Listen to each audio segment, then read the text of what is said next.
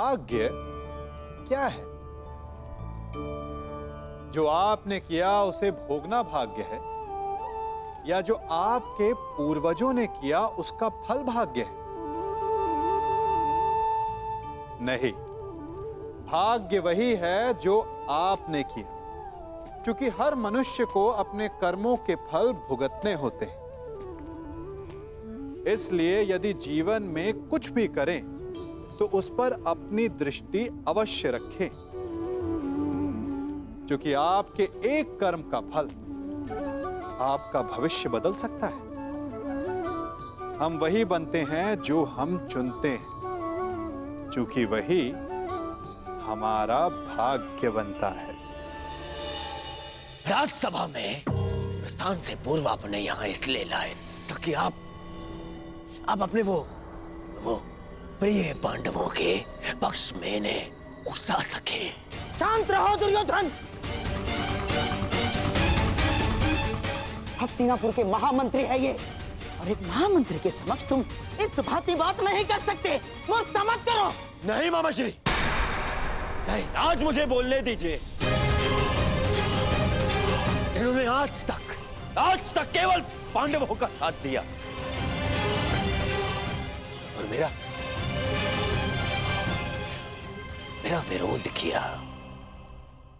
दुर्योधन, अपनी वाणी पर संयम रखो। ये मत भूलो कि महात्मा विदुर न केवल तुम्हारे महामंत्री हैं, परंतु तुम्हारे काकाश्री भी हैं। काकाश्री होते तो मेरा समर्थन करते, उन पांडवों का नहीं।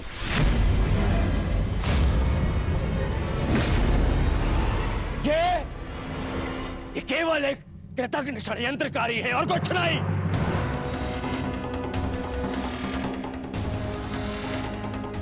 इन्होंने कभी हमारे हित की बात नहीं करी। ना ये तब चाहते थे कि मेरे पिता राजा बने, और ना ये आप चाहते हैं कि मैं सिंहासन पर बैठूं। बहुत बुरी बात है काकाश्री, हमारा अन्न खाके उन पांडवों का पक्ष लेते हैं आप। भाग्य है कि ये मेरे पिता के आधे भाई हैं, अन्यथा राजद्रोही घोषित करके इस दासी पुत्र को दंड देता मैं। दुर्योधन!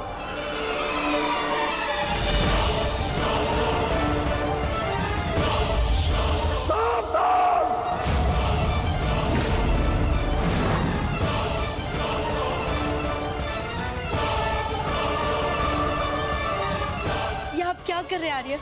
आप तो शांत रहिए। बालक नहीं है ये, जो इसके हर अपराध को बालक समझकर क्षमा कर दूं। इसे स्मरण होना चाहिए कि मैंने शस्त्र शिक्षा तात श्री भीष्म से ली है। इसने मेरी निष्ठा पर प्रश्न किया। आज जिस प्रकार के शब्दों का प्रयोग इसने किया है, इसे हस्तिनापुर से निष्कासित कर देना चाहिए। निष्कासित तो मुझे आपको कर देना चाहिए। अपनी सीमा का उल्लंघन मत कर दुर्योधन।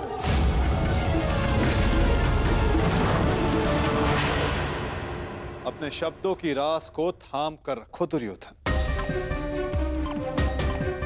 ये मत भूलो कि महात्मा विदुर हस्तिनापुर के महामंत्री और हस्तिनापुर के रणनीतिकार भी।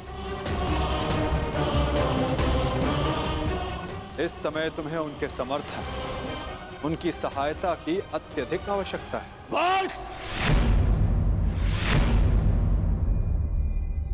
ऐसे सैकड़ों महामंत्री मेरे चरण धोते हैं। मुझे इस युद्ध को जीतने के लिए एक दासी पुत्र के समर्थन की आवश्यकता नहीं है। दुर्योधन!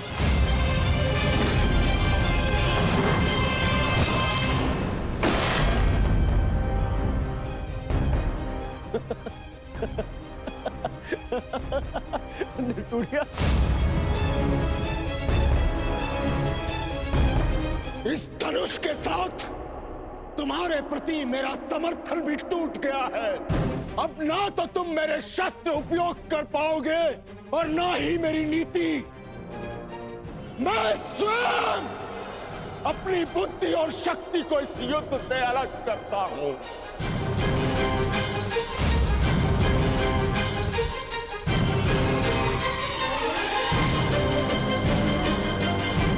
दुर्योधन, हंसना बंद करो, बंद करो ये हंसना। धर्मात्मा, देखिए, क्षमा कर दीजिए इसे। बच्चा है, बालक बालक है ये।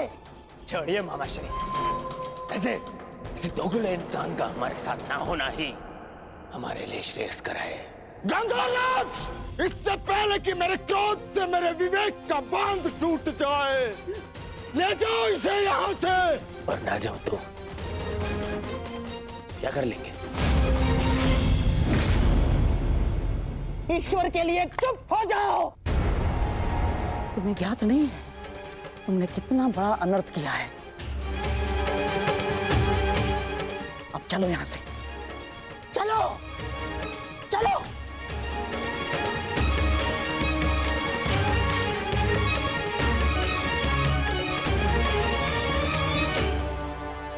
धनुष ना टूटता तो मेरा बाण छूट जाता।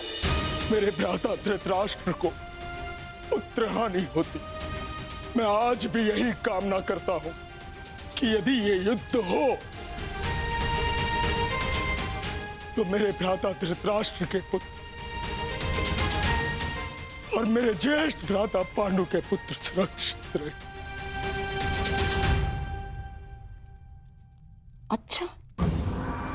अच्छा खेल खेला आपने वासुदेव। मेरी बुद्धि तो ये सोच सोच कर कुंड हो रही थी कि आपने दुर्योधन का आतिथ्य ठुकरा कर यहां भोजन करना क्यों स्वीकार किया। क्या योजना थी आपकी इसके पीछे? मिल गया मुझे उसका उत्तर। गांधार राज, मैं यहां आया ये मेरा चुनाव था। दुर्योधन ने जो व्यवहार यहां किया वो उसका चुनाव था। और अब महात्मा विदुर इस युद्ध से अलग हुए तो ये इनका चुनाव है। अपना चुनाव करने का अधिकार हर मनुष्य को है गांधार राज, और उस चयन का प्रतिफल चुका उसकी विवशता।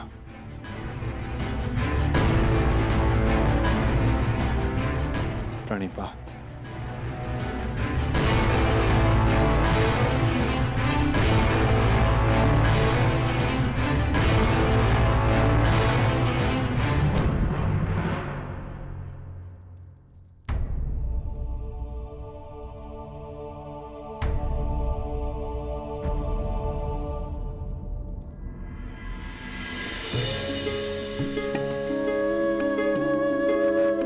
कान्हा, तुम यहाँ?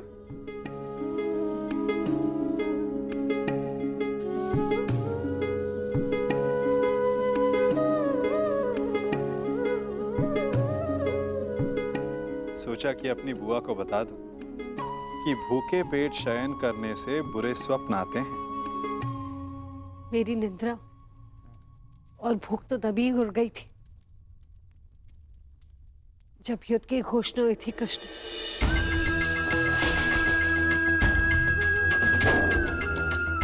जिस माता के पुत्रों का जीवन दांव पे लगा हो, उसकी आंखों में नींद कैसे आएगी? उसके गले के नीचे से नवला कैसे उतरेगा?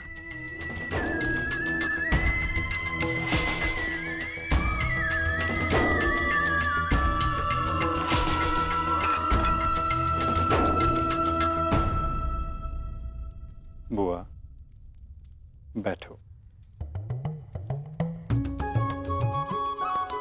मैं तो यहां इसलिए आया था कि अपनी बुआ के साथ भोजन का आनंद उठा सकूं, परंतु मेरी बुआ इतनी व्याकुल, इतनी निराश है यदि आपको मुझ पर विश्वास है कि मैं आपके पुत्रों की रक्षा करने में सक्षम हूं, तो क्या आप फिर भी भोजन नहीं करेंगी? तुम्हारी बात कोई जाके भी कैसे टाल सकता है? तो फिर पहले आप भोजन कीजिए।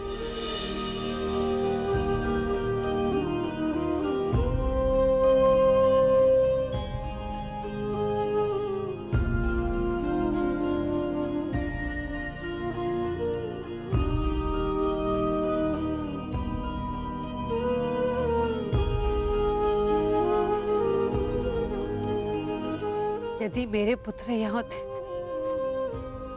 तो वो भी मुझे ऐसे ही भोजन करवाते।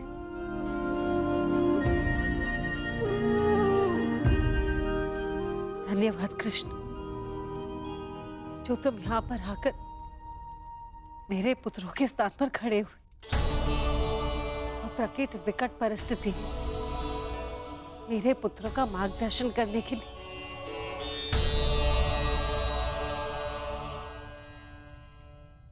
इसमें कोई संदेह नहीं बुआ कि परिस्थिति बहुत विकट है,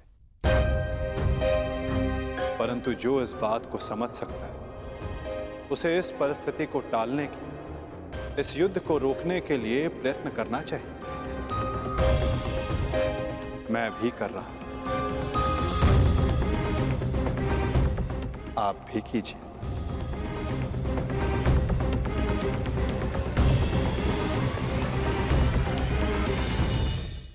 मैं समझी नहीं, मैं क्या कर सकती हूँ?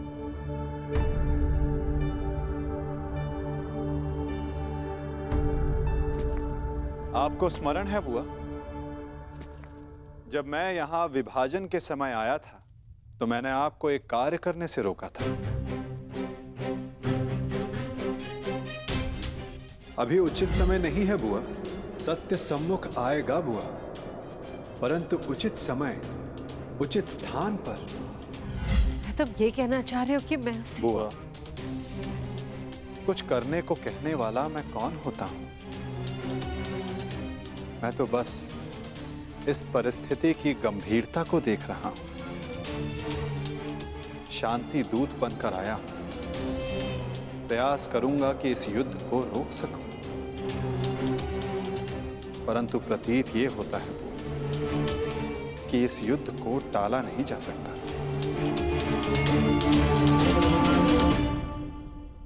मुझे भी उसी दिन का भय है कृष्ण,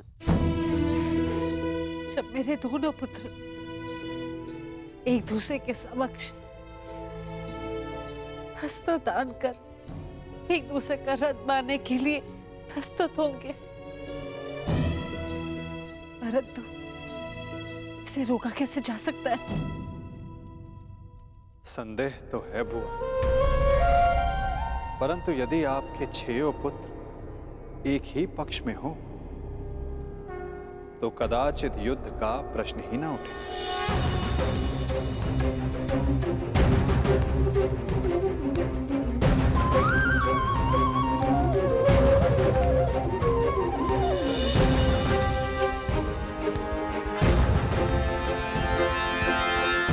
मैं वो करने जा रहा हूं जो मेरा कर्तव्य है। आप वो करें जो आपको उचित लगता है।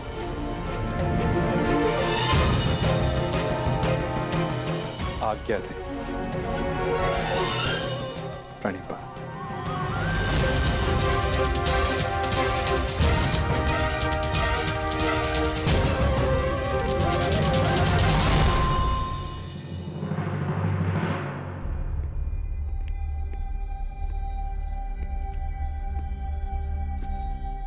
माधव,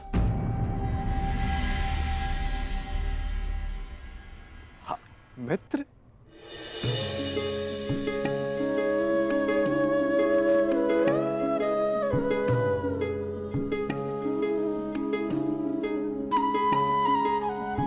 मुझे बहुत प्रसन्नता हुई तुम्हें फिर से देखकर। कहाँ थे तुम? मेरे स्वागत के लिए नहीं आए? क्योंकि मुझे नहीं लगता यहाँ आपको स्वागत देने के लिए बुलाया गया है। मैं तुम्हारा तात्पर्य समझा नहीं मित्र। आप सब जानते हैं फिर भी अनजान बन रहे हैं। आप गांधार नरेश को मुझसे अधिक समझते हैं। ये स्वागत प्रारंभ है, इसके बाद अपमान होगा और हो सकता है कि कोई जाल भी रचा हो। यदि जाल होगा तो मुझे पूर्ण विश्वास है कि मेरा धनुर्धारी मित्र उस जाल को अपने बाणों से काट देगा।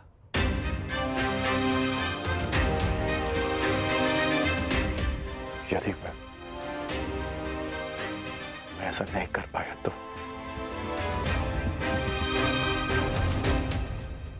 तो मैं स्वयं उसका त्राण करूंगा मित्र।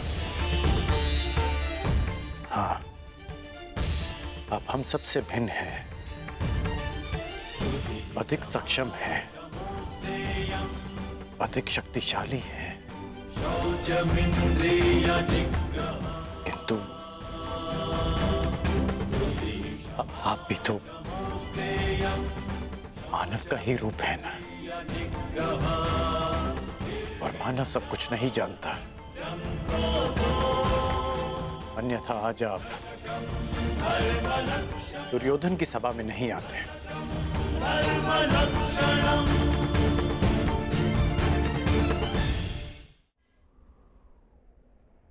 तुमने सत्य कहा मित्र। मानव सब कुछ कहाँ जानता है, जैसे कि तुम। यदि तुम भी सब कुछ जानते होते तो दुर्योधन की ओर नहीं होते मित्र।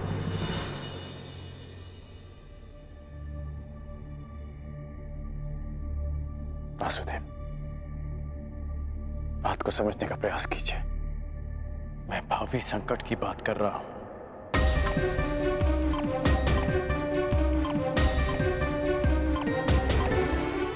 आगे मत बढ़िए, रुक जाइए वासुदेव।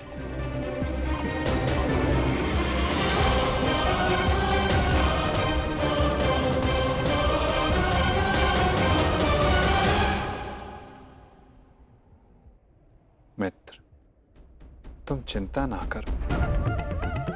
यदि मैं हर उस स्थान पर रुक जाता जहां संकट संभव था, तो मेरे जन्म लेने के पश्चात मैं बंदी गृह में नहीं रुक जाता मित्र। मामा कंस के बुलाने पर मथुरा नहीं जाता। मामाओं से निपटने का मेरा बड़ा अनुभव रहा है मित्र। मैं जानता हूं कि भीतर क्या होने वाला।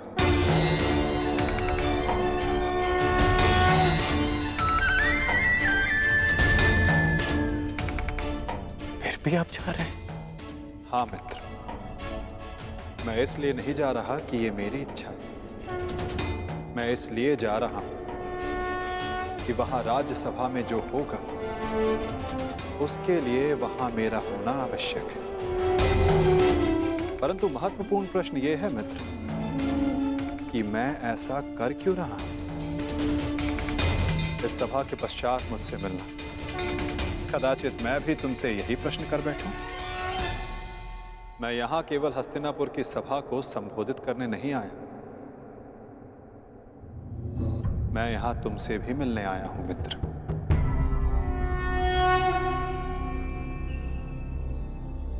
तुम सदा मुझसे यही प्रश्न करते आए हो कि मैं इस पक्ष में क्यों, मेरा मत क्या है। क्या मैं ही करता धरता हूं या केवल दृष्ट? क्या मैं ही कार्य साधता हूं या कार्य का साक्षी मात्र? मेरे साथ आओ मित्र, तुम्हें इन सब प्रश्नों का उत्तर मिल जाएगा।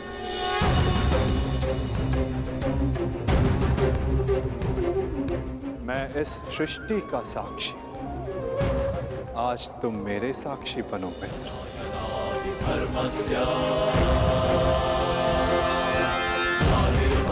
भारत